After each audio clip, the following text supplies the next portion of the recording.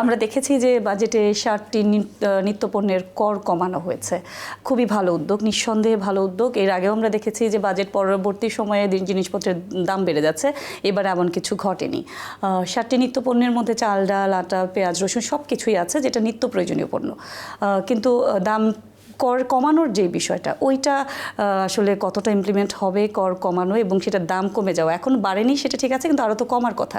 এটা কি আসলেও বাস্তবায়ন হবে, সম্ভব কিনা? আপনি একটা মূল কথায় ধরেছেন। মানে ধরেন কর তো ঘোষিত হচ্ছে, তো কমবেই, কিন্তু পরবর্তী প্রশ্ন হচ্ছে কর কমলো কিন্তু জনগণ যখন ওটা কিনবে সেই দামটা কমলো কিনা। এইখানে আমাদের পুরো বিষয়টা রয়ে গেছে, বাজার ব্যবস্থাপনা।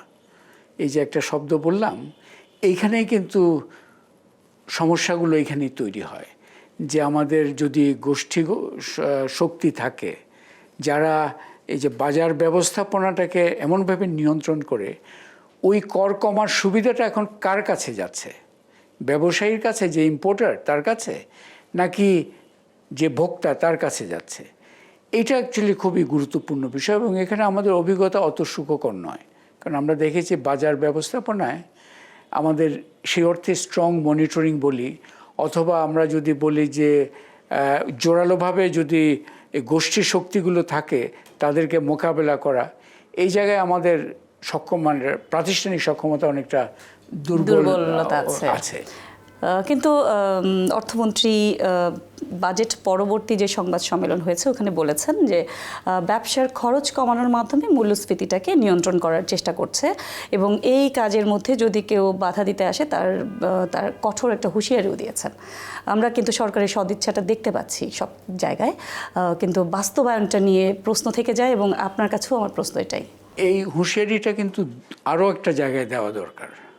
একটি হচ্ছে যে কর কমিয়েছে সুতরাং দাম কমানো উচিত। আরেকটা হচ্ছে যে যেগুলোকে আমরা ভদ্র ভাষায় বলি নন ইকোনমিক বাট ভদ্র ভাষাটা যদি বাদ দিই তখন এটাকে চাঁদা বলে আর কি। এই যে নানা ধরনের চাঁদার যে সমস্যা, এটা কিন্তু একটা নন ইকোনমিক বিষয়। এই যে জোর খাটিয়ে আপনার ইয়েদের থেকে মানে নানা ধরনের গোষ্ঠীর শক্তিগুলো এই যে একটা সাপ্লাই চেইনের বিভিন্ন পয়েন্টে বাড়তি একটা সুযোগ নেওয়ার চেষ্টা করে, এগুলোকেও অ্যাকচুয়ালি নিয়ন্ত্রণ করাটা খুব জরুরি। সো অর্থমন্ত্রী যেটা বলেছেন সেটা খুবই সাধুবাদ পাওয়ার যোগ্য। একই সাথে যে ব্যবসার পরিবেশের কথা আপনি বললেন না, ব্যবসার পরিবেশের অন্যতম একটা অনুষঙ্গ হচ্ছে আইন শৃঙ্খলা পরিস্থিতি। ওইটার উন্নতি করাটাও ইকোনমির একটা প্রয়োজনে এটা খুবই জরুরি।